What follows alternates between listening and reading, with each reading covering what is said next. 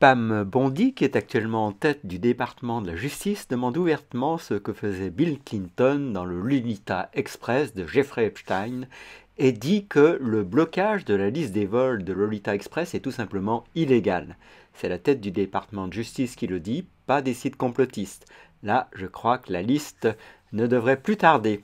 Elon Musk a partagé cet extrait que vous allez trouver maintenant doublé avec ma voix. Nous savons que Bill Clinton était dans l'avion d'Epstein à de nombreuses reprises. Il a voyagé à l'international avec Jeffrey Epstein dans l'avion appelé le Lolita Express. Parce qu'il y avait, soi-disant, un lit à bord où Jeffrey Epstein avait de jeunes filles. Ils ont été des amis de longue date depuis des années et des années. Comparez cela avec Donald Trump qui ne lui a pas parlé depuis de nombreuses années, plus d'une décennie après l'avoir expulsé de Mar-a-Lago pour mauvais comportement. C'est la différence et je pense que les Américains voient le système judiciaire à deux vitesses.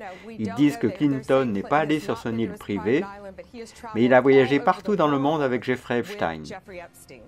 Je veux savoir pourquoi le procureur général Merrick Garland et le ministère de la Justice sont si silencieux à ce sujet. Ils sont là à qualifier les parents de terroristes domestiques, pourtant ils ne disent rien à ce sujet. Et ces documents ont mis tellement de temps à sortir. La traite des êtres humains est une entreprise de plusieurs milliards de dollars dans ce pays. Jeffrey Epstein est mort et Ghislaine Maxwell est en prison pour 20 ans là où elle doit être.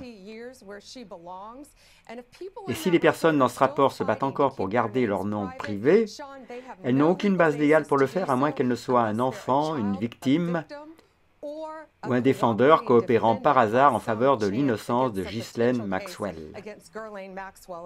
Et je pense que Marc Geragos, en tant que grand avocat de la défense pénale, le soulignera également.